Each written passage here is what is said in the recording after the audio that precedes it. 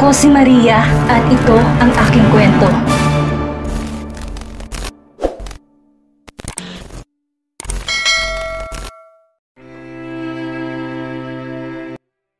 Tipid namang ngumiti si Carmela na hindi nagsalita si Idam. Mukhang ito na nga ang huli nilang pagkikita at pag-uusap. Kung ganun, wala akong magagawa kung ayaw mo. We have a family dinner tonight kasama ng mga magulang ni Omar. Kung wala akong matatakbuhan, wala akong magagawa kung hindi ang ituloy ang kasal. Gusto ko naman talagang pakasalan si Omar dahil siya ang dahilan kung bakit nakawala ako sa attic at sa sarili kong kwarto noong mga panahon na ikinukulong ako ng stepmom ko. Ang akala ko ay magiging kakampi ko na siya sa lahat ng mga bagay. Iniisip ko na siya ang magiging dahilan para makawala ako sa bahay namin. Pero hawak din pala siya ni Tita Shoni sa leeg.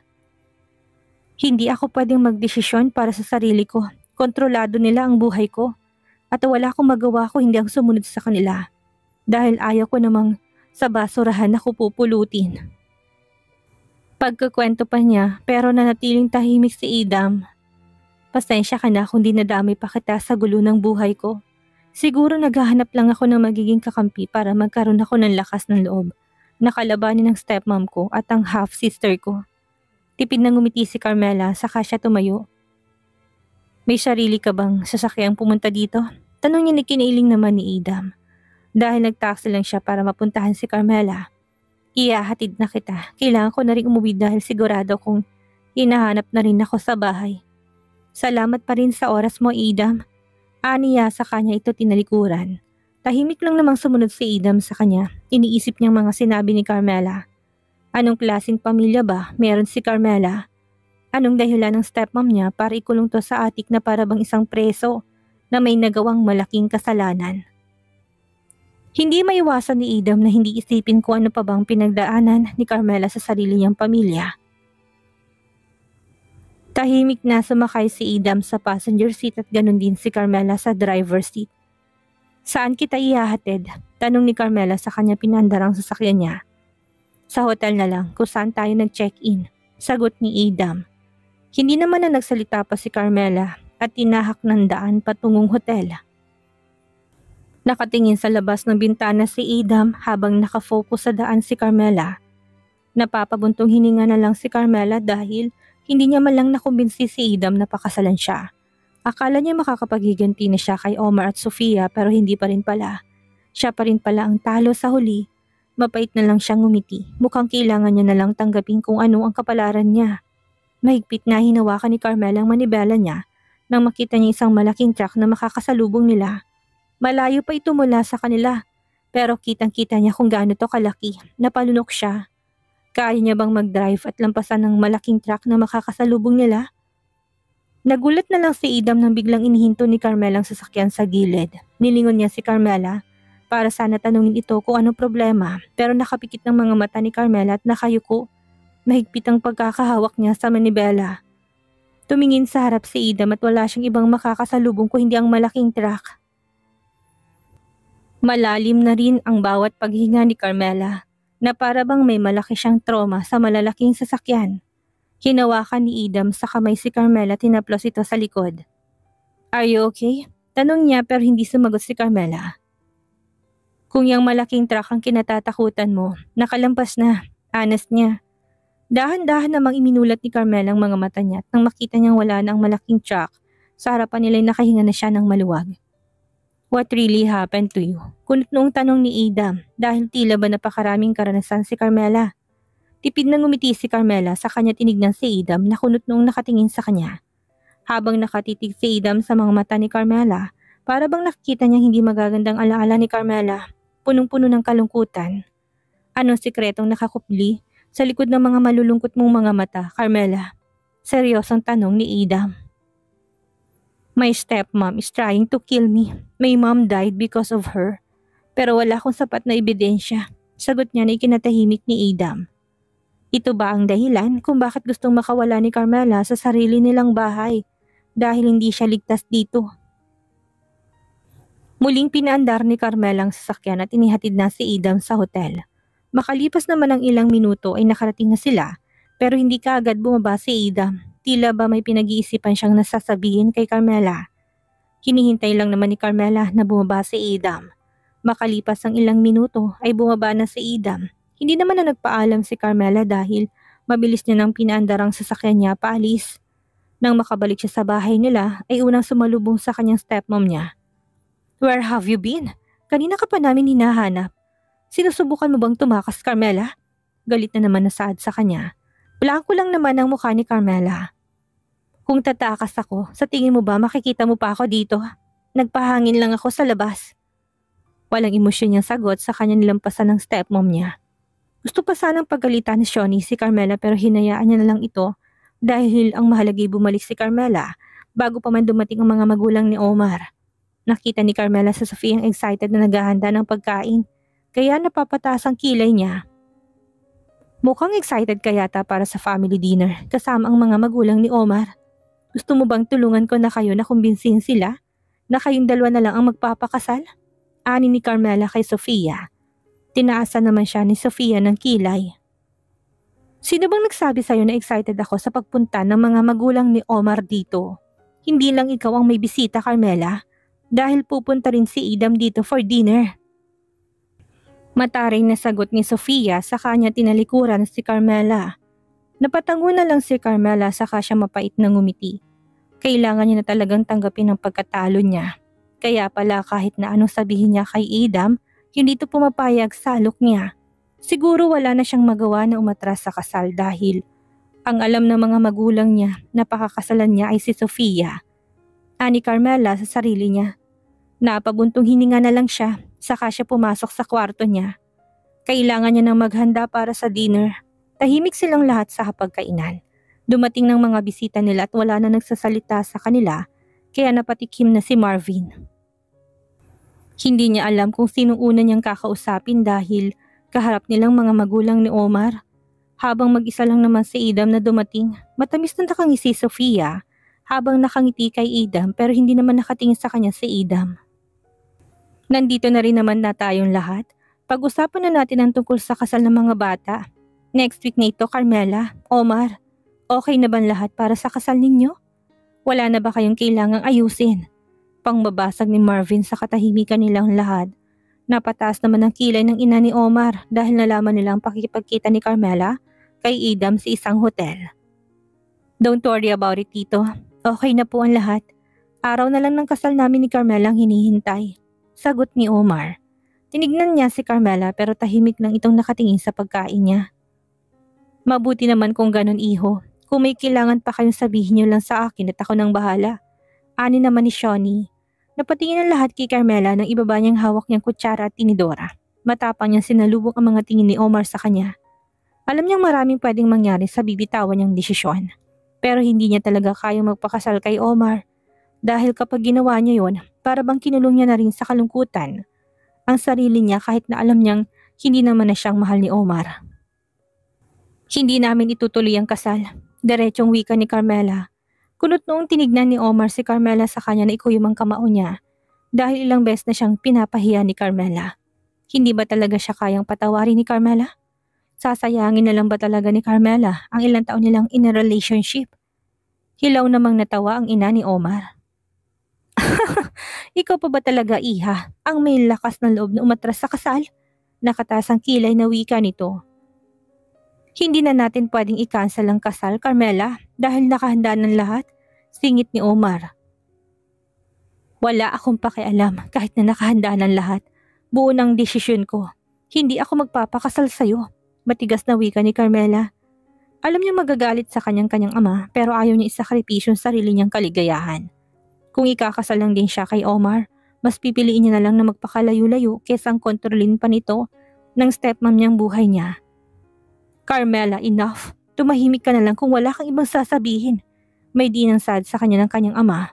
Pinipigilan itong hindi magalit lalo na sa harap ng mga bisita nila dahil nakakahiya. "Carmela, ano ba talagang ipinagmamalaki mo? Ano bang nagawa ng anak ko sa'yo para ipahiya mo siya ng ganito? Hindi na biro ang inilabas naming pera para sa kasal ninyo. Tapos kung kailan malapit ng kasal, saka ka aatras? Sinusubukan mo bang ipahiya ang pamilya namin? Gusto mo bang umatras sa kasal dahil nakahanap ka na ng iba? Kailan mo pa niloloko ang anak ko?" Hindi na maitago ng ina ni Omar ang galit niya. Ayaw niya na rin sanang ituloy ang kasal pero kapag iniisip niya ang nagastos na ng pamilya nila para sa kasal ng anak niya, nangihinayang siya.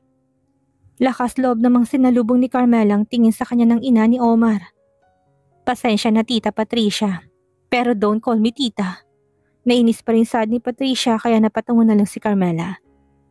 Kahit kailan, hindi ko niloko ang anak ninyo. Dahil ang totoo, niloloko lang ako ng anak ninyo. Carmela, pwede bang tumigil ka na sa pagbibintang kay Omar na niloloko ka? Imahinasyon mo lang ang lahat ng yon. Imahinasyon? Ayaw niyo bang malaman nila na kasalanan ng anak ninyo? Kung bakit hindi na matutuloy ang kasal namin ni Omar, Tita Shoni? Pagpuputol ni Carmela sa sasabihin ng stepmom niya, napakanot naman ng noo si Patricia dahil sa pagtataka. Paano naging kasalanan ni Sofia ang desisyon ni Carmela na huwag nang ituloy ang kasal? Hindi naman nakasagot si Shoni. Pinanlalakihan niya ng mga mata si Carmela at winawarningan ito. Huwag nang magsalita pa. Paano naging kasalanan ni Sofia ang lahat?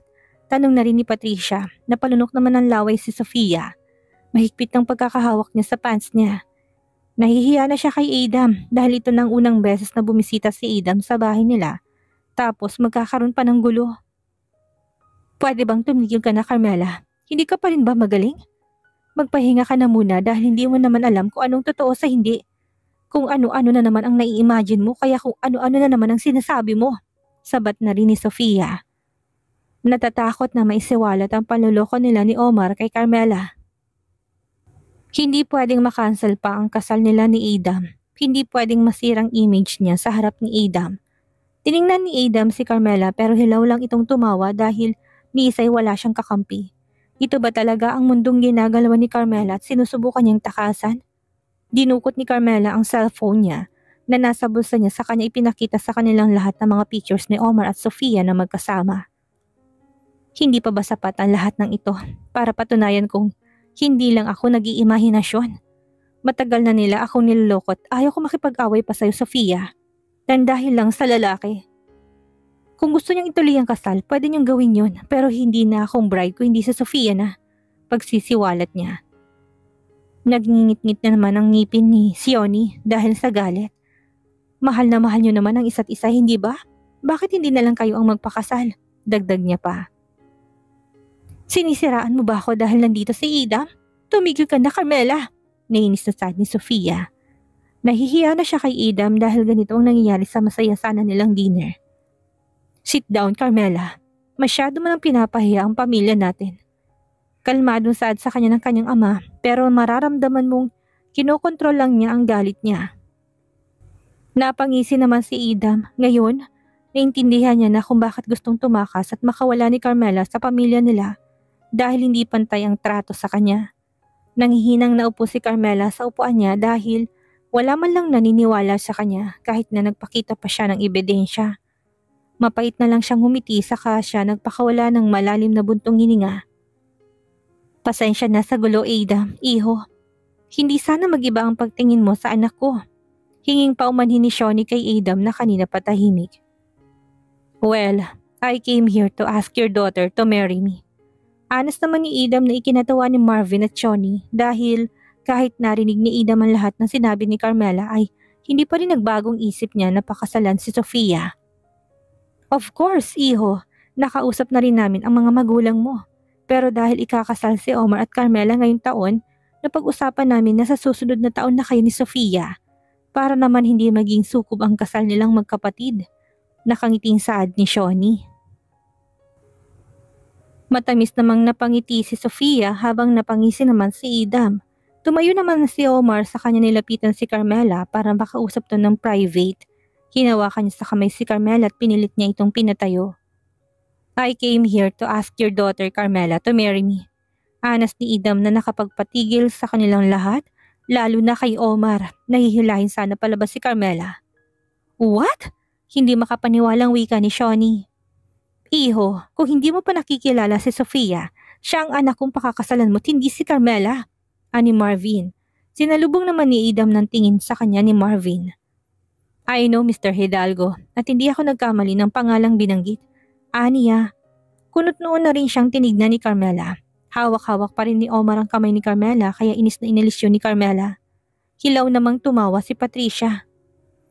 Carmela, hindi pa ba sapat na pruweba yan para sabihin ikaw ang nagloko at hindi ang anak ko? Nangingit-ngit ang mga ngipin ni Patricia ang saad. Kahit na ipinakita na ni Carmela ang pruweba na may lihim na relasyon, si Omar at Sofia, siya pa rin ang sinisisi. Adam, why are you doing this? Mahinang tanong ni Sofia para bang gusto niya nang umiyak sa kahihiyan na natatanggap niya sa harap ng mga magulang niya at sa mga magulang ni Omar. This is enough, Omar. Let's go home. Hindi na itutuloy ang kasal ninyo dahil hindi na rin ako papayag na magpapakasal ka pa sa isang manloloko. Wika ni Patricia saka siya tumayo. Hinila niya na rin ang asawa niyang tumayo.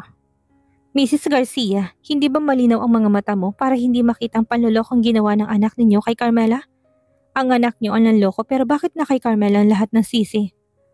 Ang gusto ng pamilya ko ay magkaroon ng connection sa pamilya ng mga Hidalgo. At dahil niloko ako ng future bride ko, wala ba akong karapatang piliin kung sino ang magiging bride ko? Tama ba ako, Mr. Hidalgo? Hindi nakasagot si Marvin sa sinabi ni Adam. Napayuko naman na si Sofia. Gusto niyang magalit kay Carmela dahil alam niyang planado ni Carmela ang lahat ng ito. Gusto ni Carmela na makapaghiganti sa kanya. Omar, let's go! Galit ng sigaw ni Patricia sa anak niya. Sa kanya ito sa pilitan na hinila. Patricia, pag-usapan pa natin ito, wika ni Shawnee. I'm sorry, Shawnee, pero hindi ko alam kung papayagan ko pa ba ang anak ko na pakasalan ng mata pobre mong stepdaughter. Nakataas ang kilay na sad ni Patricia sa kanya. Hinila si Omar at sa pilitan tong sinama sa kanila. Napapahilot na lang si Marvin sa sentido niya dahil sa gulong nangyayari sa pamilya niya. Business partner nila ang pamilya ni Omar at kung magpapatuloy ang hidwaan sa pagitan ng mga pamilya nila, paano nila magagawa ng maayos ang mga negosyo nila? Adam, iho, magbabago pa naman ang isip mo, hindi ba? Wika ni Shawnee, nagbabaka sakaling magbabago ang isip ni Adam. Nakaplano ng lahat at hindi na pwedeng magulo yun. Masamang tinignan ni Shawnee si Carmela na nakatayo pa rin. Gusto niyang sampalin ng paulit-ulit si Carmela dahil sa gulong ginawa niya. Kung nanahimik na lang sana siya, hindi masisira ang lahat ng plano niya. Pipilitin lang din naman ako ng pamilya ko na pakasalan ng anak mo, Mr. Hidalgo. Kaya pipiliin ko na rin kung sinong alam ko magiging karapat-dapat para sa akin.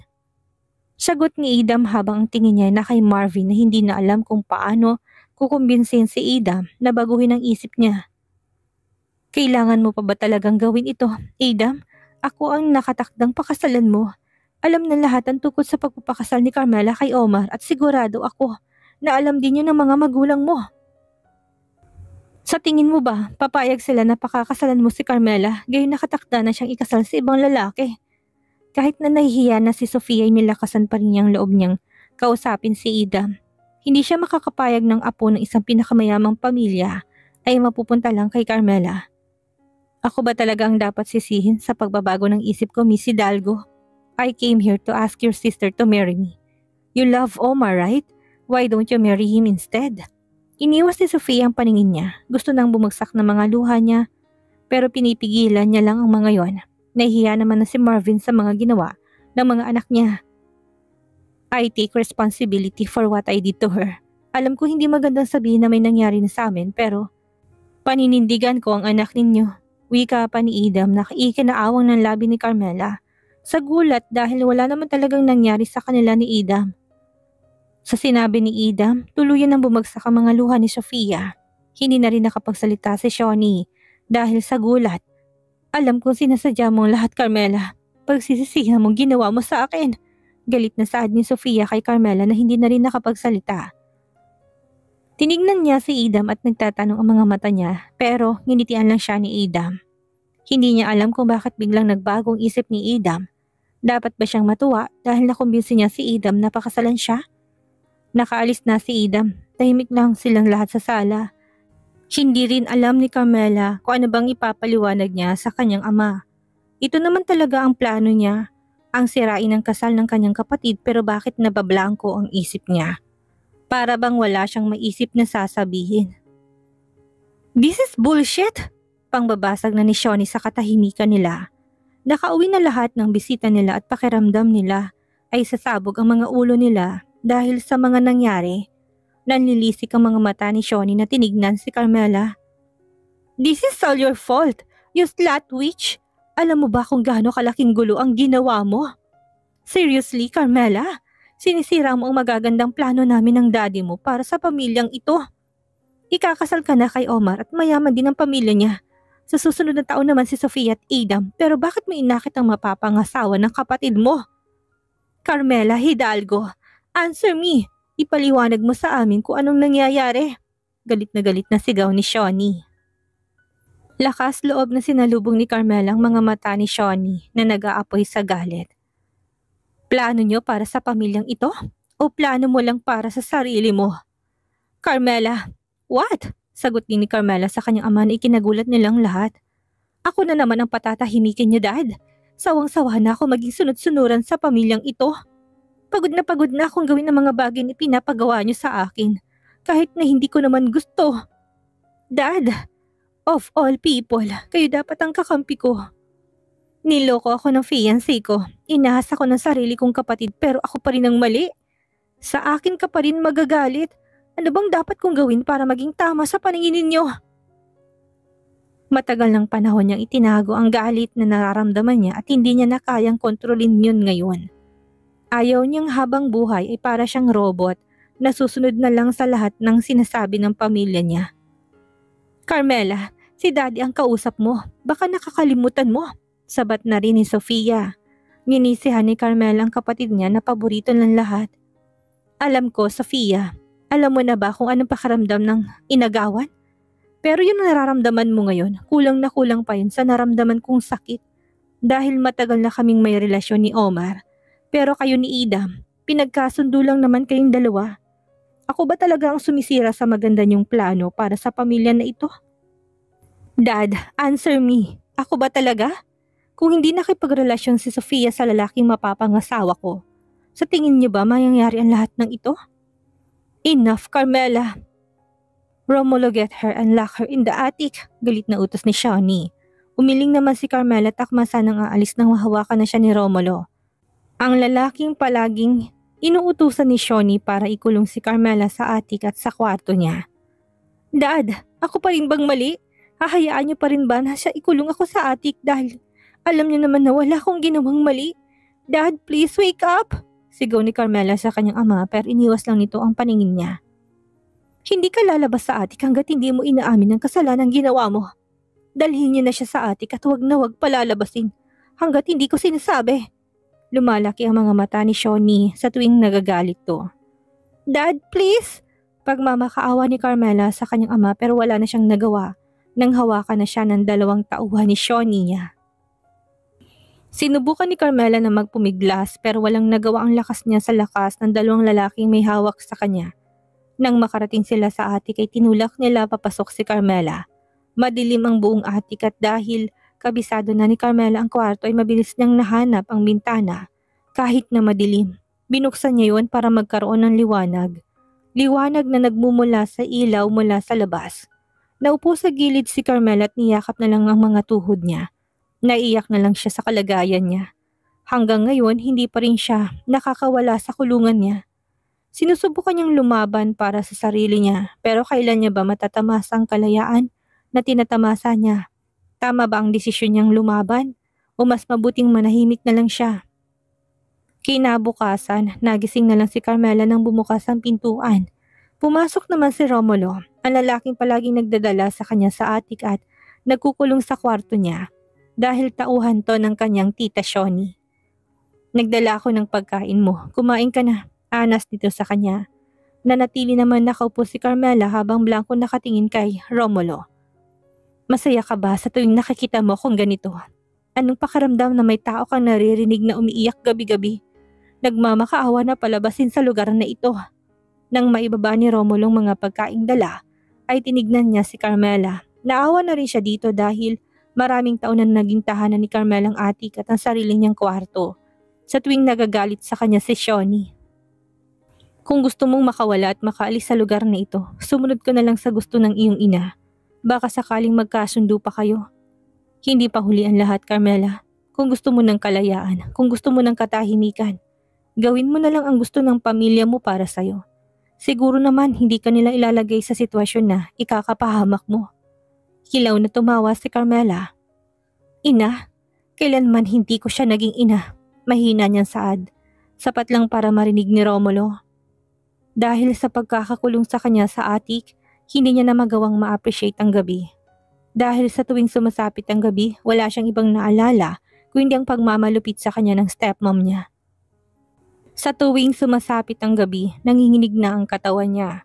Nang makilala niya si Omar at nang magkaroon sila ng relasyon, nakawala siya sa madilim na lugar na kinalalagyan niya. Nagkaroon siya ng pag-asa na makaalis na siya pero naglaho ang lahat ng iyon. Nang malaman niyang may lihim na relasyon sila ni Sofia, 3 taon na silang may relasyon ni Omar at sa loob ng 3 taon na yon, panandalian niya nakalimutan ng tungkol sa attic dahil malaya siyang nakakalabas pero sa tuwing kasama lang niya si Omar. Pag-isipan mong mabuti, kung ano man yung pinaglalaban mo, ibaon mo na lang yun sa limot. Umiling naman si Carmela sa sinabi ni Romulo. Alam niya ang pinaplano ng stepmom niya. Kapag nakuha na nito ang lahat ng ari-arian nila, siguradong itatapon na siya na parang isang basura. Ganon din sa kanyang ama. Ano kaya ang mangyayari ngayong si Carmela ang pinili ni Adam na pakasalan? Ano ang gagawin ng mag-inang Sofia at Shawnee ngayong hindi umayon ang plano nila? Magawa kayang matulungan ni Adam si Carmela at maialis sa madilim na mundo sa kamay ni Shawnee at ng sarili niyang pamilya? Yan ang ating aalamin sa susunod nating kabanata.